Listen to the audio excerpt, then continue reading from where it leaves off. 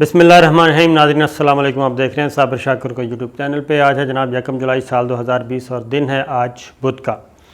आज हम आपसे फिर गुफ्तगू करते हैं जनाब। अहम डेवलपमेंट्स हैं चाइना और इंडिया के मामले में, और उसमें पाकिस्तान भी ज़ाहिर मौजूद है और अहम तरीन प्लेयर है इनडायरेक्टली। सबसे पहले तो मैं आपको बता दूँ कि जी चाइना का कोई मूड नहीं है, बल्कि चाइना का प्लान कुछ इससे आगे का है। यानी सिर्फ ज़मीन का टुकड़ा हासिल करना नहीं था चाइना का, बल्कि इससे आगे की प्लानिंग है चाइना की। और किसी हद तक इसका अंदाज़ा हो चुका है नरेंद्र मोदी को भी, बीजेपी को भी, आरएसएस को भी, इंडियन आर्मी को भी, अजीत डोवल को भी और बदनाम ज़माना रॉ को भी। ये सबको इनको आइडिया हो चुका है कि चाइना का मामला ज़रा मुख्तलिफ है और चाइना का जो पेशकदमी का अंदाज़ है वो भी बड़ा जारहाना नहीं है, बल्कि वो मुख्तलिफ़ स्टेप्स में आगे बढ़ेगा। और कब तक बढ़ेगा? इस साल के आखिर तक वो पेशकदमी करता रहेगा और वो किसी भी वक्त वो इंडिया के कम्युनिकेशन सिस्टम को जैम कर सकता है और इंडिया पे साइबर अटैक कर सकता है। और ऐसा खौफनाक अटैक कि इससे वज़ीर आज़म हाउस इंडिया, नरेंद्र मोदी का ऑफिस, वज़ीर आज़म सेक्रेटेरिएट, इंडियन प्राइम मिनिस्टर का, वो भी महफूज नहीं रहेगा। और इंटरनली इंडिया और ख़ास तौर पे जो बोया पिछले 20 सालों में नरेंद्र मोदी ने, जिस सोच की, जिस फ़िक्र की, जिस इंतहा पसंदी की, जिस दहशतगर्दी की वो आबियारी करता रहा और जो नस्ल तैयार करता रहा, वो फसल अब उसके गिरेबानों को पकड़ रही है। बीजेपी और आरएसएस के जो इंतहा पसंद जो उसने तैयार किए थे कि ये हिंदुत्व के नज़रिए को आगे लेके चलेंगे और हम बढ़ते जाएंगे, तरक्की करते जाएंगे और तमाम मिनॉरिटीज़ को क्रश करेंगे। मुसलमान आएंगे, सिख आएंगे, क्रिश्चियन आएंगे, ईसाई आएंगे, दलित आएंगे, सबको। लेकिन वो सारे का सारा जो प्लान है वो सत्यानाश होता महसूस हो रहा है। सबसे पहले मैं तरतीब से आपको बताता हूँ कि 3 अहम तरीन स्ट्रेटजिक एरियाज़ का कंट्रोल मुकम्मल तौर पे चाइना हासिल कर चुका है और उसकी अब तस्दीक इंडिया ऑफिशियली कर चुका है। और उसमें कौन कौन से इलाके शामिल हैं? उसमें जनाब शामिल हैं 3, और ये टैक्टिकल पोजीशंस का नाम दिया गया इनको। ये तीनों जी टैक्टिकल पोजीशंस हैं जिस पर कंट्रोल हासिल किया है। इसमें दौलत बेग ओल्डी है, गलवान वैली के अहम तरीन हिस्से शामिल हैं और लद्दाख के अहम तरीन हिस्से शामिल हैं, और पेंगोंग में फिंगर 2 तक जो है चाइना अपनी पोजीशन मुस्तहकम कर चुका है, चाइना की फ़ौज। एक चीज़, और इसमें जितना मारना था वो मार के और बग़ैर गोली चलाए। अब अगला जो अटैक होने वाला है वो मैं आपको बताता हूँ। लेकिन इस वक्त जो मोदी फ्रस्ट्रेट हुआ है अपने ही इंतहा पसंदों के हाथों,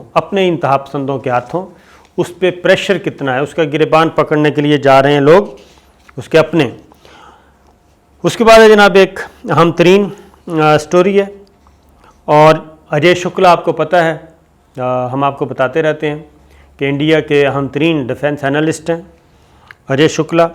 उनका जो लेटेस्ट आर्टिकल है उसमें वो ख़ुद तस्लीम कर रहे हैं जनाब कि 43,000 मुरब्बा किलोमीटर एरिया जो है वो इस वक्त कंट्रोल में है चाइना के। 43,000 मुरब्बा kilometre, 43,000 square kilometre, 16,602 square miles मुरब्बा मील, ये है उसके हिस्से में, चाइना के कब्ज़े में। और अजय शुक्ला यही कहते हैं कि जब टोटल क्लेम जो है वो 1,35,000 मुरब्बा किलोमीटर का है, लेकिन ये ले चुका है। और ये गुलवान रिवर, वही जो मैंने आपको बताया, जिक्र किया, वो सारे का सारा लाइन ऑफ एक्चुअल कंट्रोल के आसपास, और पीपल्स लिबरेशन आर्मी मुसलसल उसने ये सारा काम किया और बढ़ता गया, और बढ़ता बढ़ता अब यहाँ तक आ गया है। अब वो आगे जाके जनाब जो शदीद तरीन इस पे जी तनकीद हो रही है, वो हो रही है इंतहा पसंद हिंदुओं की तरफ से, क्योंकि एक सब्ज़ बाग दिखाया गया था नरेंद्र मोदी ने। क्योंकि नरेंद्र मोदी आपको पता है कि कोई स्टेट्समैन तो है नहीं, कोई पॉलिटिशियन पढ़ा लिखा आदमी तो है नहीं, चाय वाला था। चाय वाला से वो इसी बचपन से ही उसने इंतहा पसंदी को बेचा, और उसके बाद मुक्ति बानी का वो हिस्सेदार रहा, मुक्ति बानी का अहम क्या कहना चाहिए फंक्शनल पार्ट रहा। और हमेशा इसने यही जो नॉन स्टेट एक्टर्स के साथ मिल के ये सारा काम किया, और पहले वो वज़ीर आला बना और जो बुचर के नाम से मशहूर हुआ, और उसके बाद वो प्राइम मिनिस्टर बन गया। तो उसने उसी तरीके से किया, क्योंकि ये काम वही कर सकता है जो जिसकी ना अक्ल हो, ना शक्ल हो, और ना उसकी कोई फ़िलासफ़ी हो, ना वो पढ़ा लिखा हो। तो उसने ये काम कर दिया। शुरू में तो इंडियन अजीत डोवल एक उनको मिल गया, उसकी अपनी एक अजीत डोवल डॉक्ट्राइन लेके आया, उसका अपना सत्यानाश हो गया। अब जनाब क्या कर रहे हैं, एक तरफ चाइना जो प्लान कर रहा है वो, अब ये चाइना का कुछ नहीं बिगाड़ सकते। एक तरफ अजय शुक्ला जो है वो अपना वार्न कर रहा है इंडियन एस्टेब्लिशमेंट को, और ये बता रहा है कि जनाब आने वाले दिनों में जो इंतहा पसंदी की लहर इंडिया के अंदर से ही आएगी। क्योंकि मैं आपको बता दूं कि क्या मिसाल दूं, हम इस मुसीबत से गुज़र चुके हैं, शायद इंडिया को ये नहीं पता, हम इस मुसीबत से गुज़र चुके हैं। क्योंकि ऐसा नहीं हो सकता कि आप एक चीज़ दूसरे के लिए तो समझें कि ठीक है और अपने लिए गलत है, ये नहीं हो सकता। ये जो नॉन स्टेट एक्टर्स हैं अल्टीमेटली इन्होंने आपको खाना होता है, और अब वो टाइम आ गया है। अब इंडिया क्या कर रहा है, इंडिया दाइश को भी ट्रेंड कर रहा है उधर, और उसकी बातें भी मिल चुकी हैं, फिर प्रॉक्सीज़ के ज़रिए वो कर रहा है। एक बात, दूसरी बात है कि नेपाल अब क्या कर रहा है इंडिया, चाइना के साथ तो कर नहीं सकता, पाकिस्तान के साथ सोच सकता है, लेकिन मैं अभी भी समझता हूँ कि पाकिस्तान के साथ भी कोई बहुत बड़ा पंगा लेने की पोजीशन में नहीं है इस वक्त। उसको जो बताया जा रहा है नरेंद्र मोदी को कि ये काम ना करना।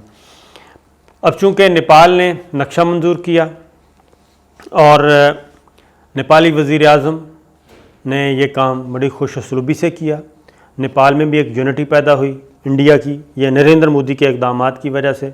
जो दौलत बेग ओल्डी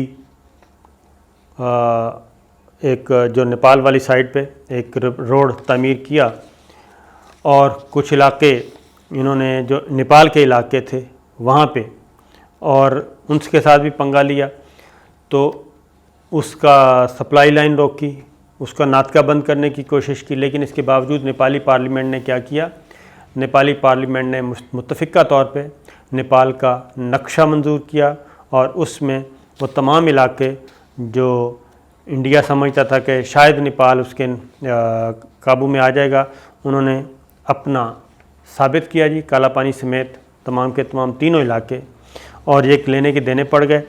अब ये क्या कर रहे हैं, नेपाली वज़ीर आज़म ख़ुद बता रहे हैं कि जनाब भारत जो है अब, यानी कि नरेंद्र मोदी, अजीत डोवल, अब ये उनका तख्ता उलटने का मंसूबा बना रहे हैं ताकि वहाँ पे अनरेस्ट हो। इस नेपाली वज़ीर आज़म से जान छुड़वाई जाए और नई हुकूमत लाई जाए। लेकिन नेपाल इस वक्त मैं आपको बता दूं कि मुत्तहिद है, और वो बड़े पक्के किस्म के नेशनलिस्ट भी हैं और फाइटर भी हैं, और वो इनको नहीं छोड़ेंगे। और इनका जो नाटका बंद कर दिया जाता था इंडिया की तरफ से और ब्लैकमेल किया जाता था, अजनास कभी रोक लिया, खाने पीने की अशिया रोक ली, कभी पेट्रोल रोक लिया। तो चाइना ने ये रास्ता खोल दिया जी। चाइना और नेपाल का जो रूट है सड़क के रास्ते, वो एक रास्ता खोल दिया है और चाइना ने सप्लाई शुरू कर दी है नेपाल को। और वो एक जो उनका हैंडीकैप था नेपाल का, वो ख़त्म होने जा रहा है। चाइना की तरफ से फुल ऑफ़र है, नेपाली गवर्नमेंट ने फैसला करना है कि कब सप्लाई शुरू हो जाए, और वो हो जाएगी, मेरा ख्याल हो चुकी होगी क्योंकि ये 5-7 दिन पहले की बात है। तो ये है खसियानी बिल्ली खंबा नोचे वाली काम। अब चाइना का क्या प्लान है जी?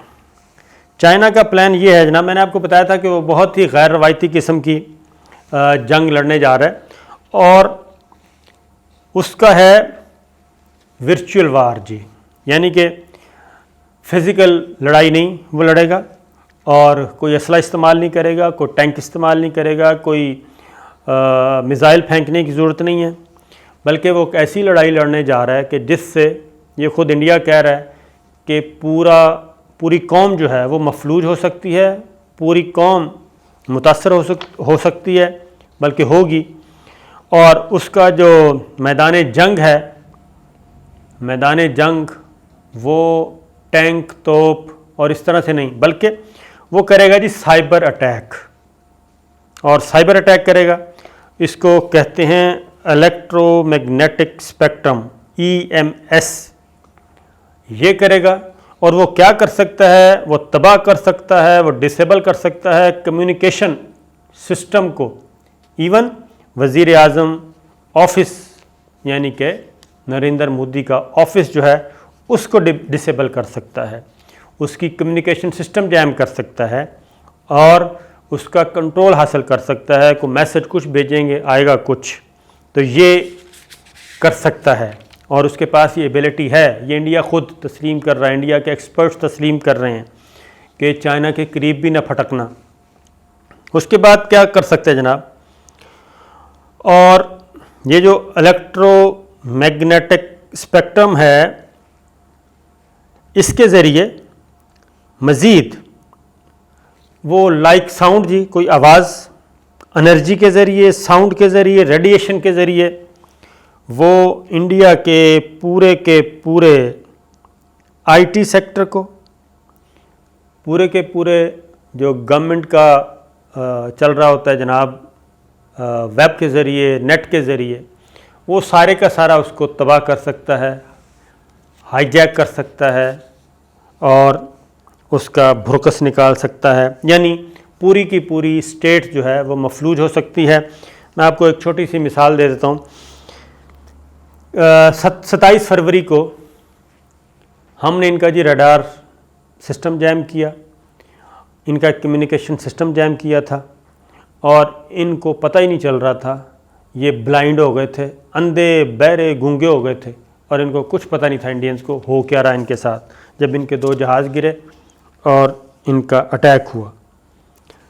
फिर जनाब ये साइबर ऑपरेशंस करेगा, और साइबर ऑपरेशन में मैं आपको बता चुका हूँ क्या कि इलेक्ट्रॉनिक वारफेयर इसको कहा जाता है, और ये सारी चीज़ें। और इसमें उन्होंने कहा जी कि जो PLA है, यानी कि पीपल्स लिबरेशन आर्मी, वो इसी इलेक्ट्रॉनिक मैग्नेटिक स्पेक्ट्रम के ज़रिए जो PLA है वो कुछ भी कर सकती है, कुछ भी।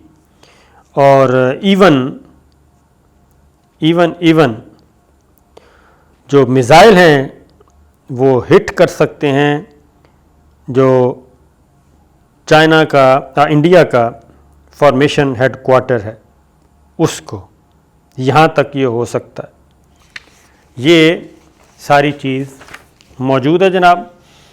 तो अच्छा जी, चाइना ये सब कुछ जो मैं आपको बता रहा हूँ कि ये चाइना ये लड़ाई लड़ेगा और ये सारी चीज़ें कंट्रोल हासिल करेगा नवंबर तक, इस साल नवंबर तक। और जब G20 समिट होनी है नवंबर में, उसमें जब नरेंद्र मोदी चाइनीज़ प्रेसिडेंट से मिलेंगे और वहाँ पे रशिया, इंडिया, चाइना एक समिट भी आनी है। जब वहाँ पे इनका टाकरा होगा और G20 समिट में नवंबर में जब टाकरा होगा तो कहते हैं जनाब कि चाइना के पास बहुत कुछ होगा और नरेंद्र मोदी के पास उस वक्त बात करने को कुछ नहीं होगा और ये नवंबर तक चलेगा। और चाइनीज़ कह रहा हूँ, अमेरिकन प्रेसिडेंशियल इलेक्शन भी नवंबर में हैं। तो चाइना ने बहुत सोच समझ के ये प्लान बनाया है और ये जैसे ये इलेक्शन ईयर है अमेरिका का, और अमेरिका यानी कि प्रेसिडेंट ट्रंप कोई बड़ा फ़ैसला नहीं कर सकते, चाइना के साथ कोई पंगा नहीं ले सकते, कोई नया फसाद खड़ा नहीं कर सकते और चाइना को ये बहुत अच्छी तरह पता है। तो ये है जनाब सूरत हाल।